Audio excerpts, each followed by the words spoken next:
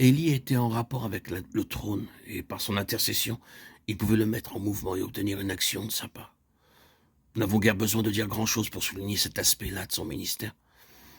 Les textes nous rapportent que le ciel lui-même fut fermé puis rouvert en réponse à ces instances.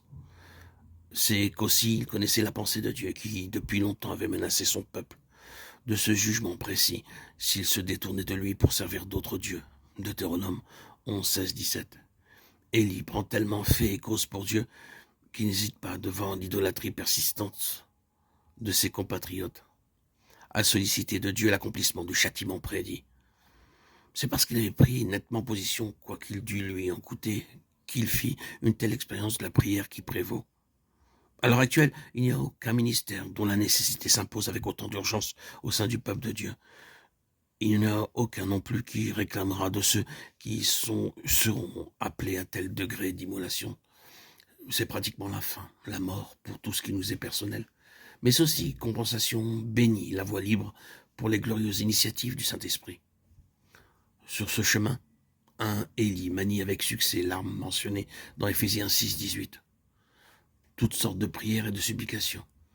Il tient bon et il obtient grâce aux arguments qu'il s'est trouvés. Le ciel se laisse fléchir et le gouvernement de Dieu redevient visible sur la terre. Grâce à Élie, la vie divine se fraye un chemin dans l'existence des autres.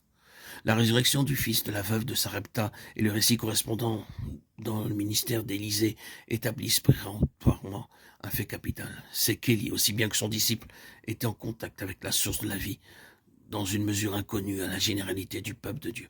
C'est cela qu'il nous faut aujourd'hui. La vie, la vie, la vie divine dans n'importe quel ministère est le sceau que Dieu appose sur ce qu'il reconnaît pour sien, le poinçon dont il signe ses œuvres.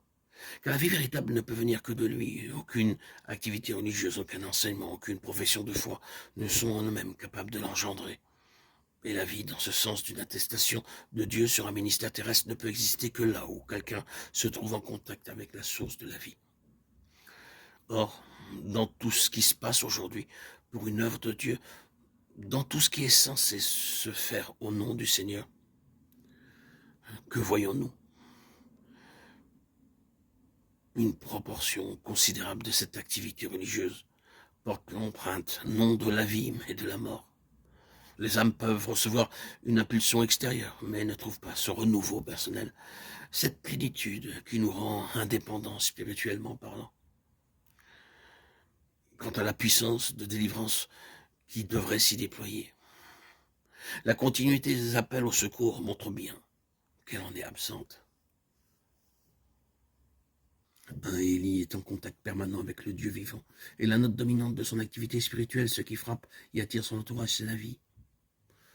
Combien d'enfants de Dieu aujourd'hui qui jettent à droite et à gauche des regards pleins de perplexité, qui soupirent après quelque chose qui fasse éclater la vie de Dieu, qui ont faim et soif d'un amour fraternel, qui soit non pas officiel et imposé, mais spontané, libre, vivant.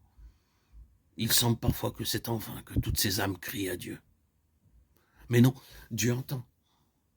Il se prépare un instrument apte à transmettre sa vie et à répondre ainsi aux besoins toujours plus pressants qui se font jour.